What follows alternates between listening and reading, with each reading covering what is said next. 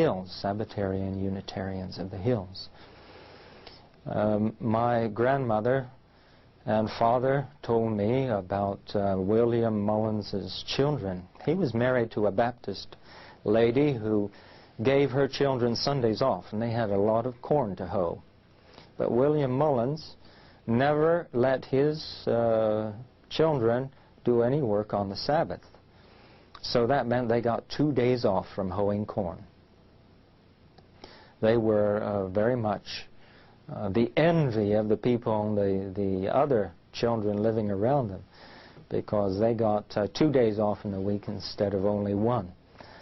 Well, the Mullins family was certainly a very colorful Sabbatarian Unitarian family. My grandmother told me about how they used to have a stick, and they'd make a notch in the stick every day, and then when Friday evening came, they made a bigger notch, and they knew when the Sabbath was coming, because they didn't even have calendars.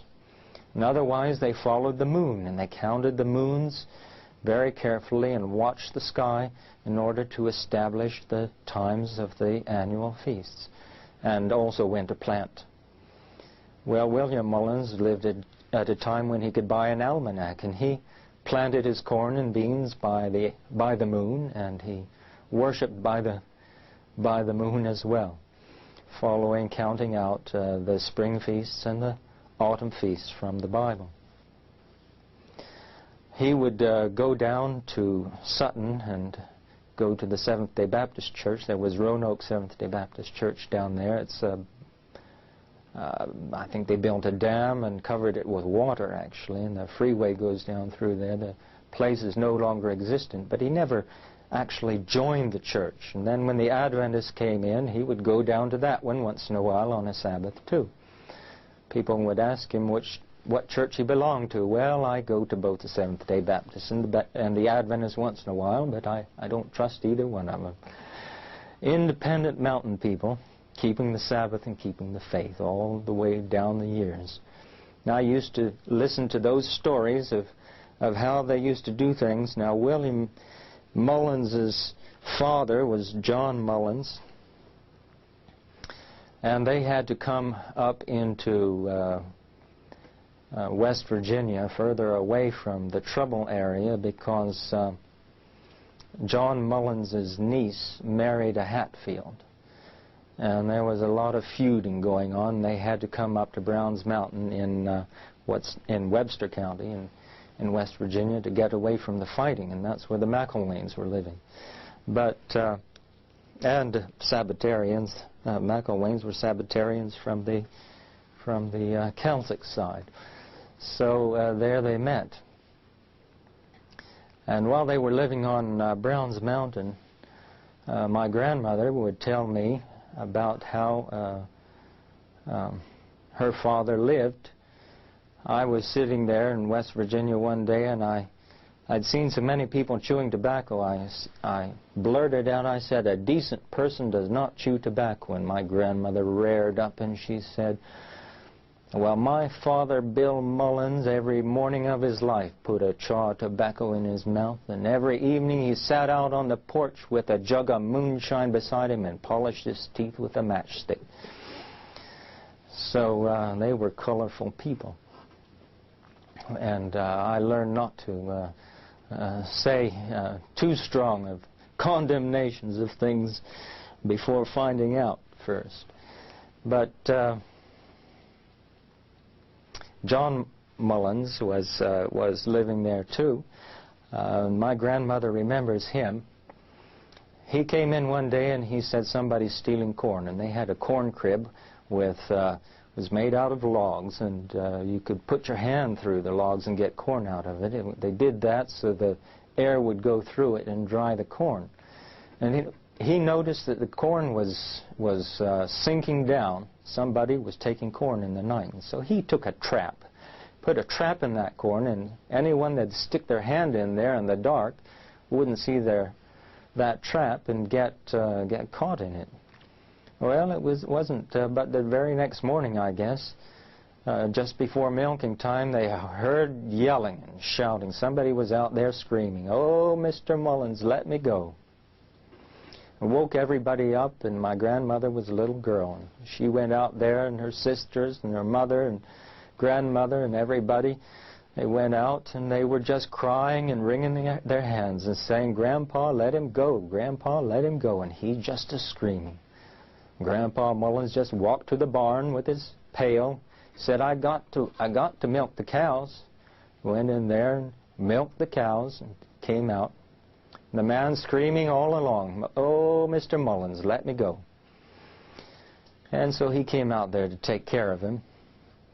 And he reached his hand into the corn crib and pulled out an ear of corn and looked at it. It wasn't quite good enough, so he chose another one. He chose all the best corn he could find.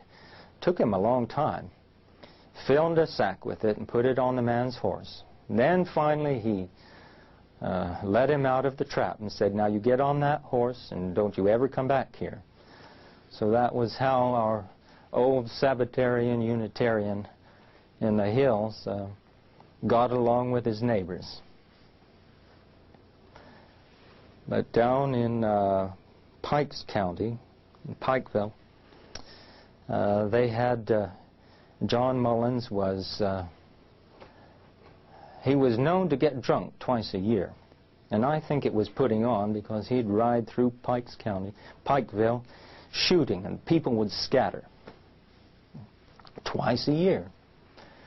I guess he was trying to keep up his reputation for a hard man, because people would come to him. They had a neighbor down there, a couple. They had a son that drank all the time. He was a real drinker.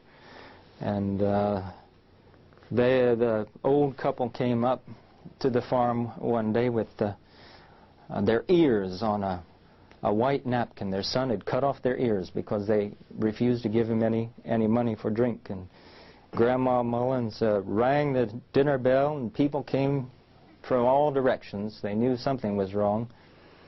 And they found this couple with their ears there. Meanwhile, the son had taken a chest and been dragging it through the woods to get away.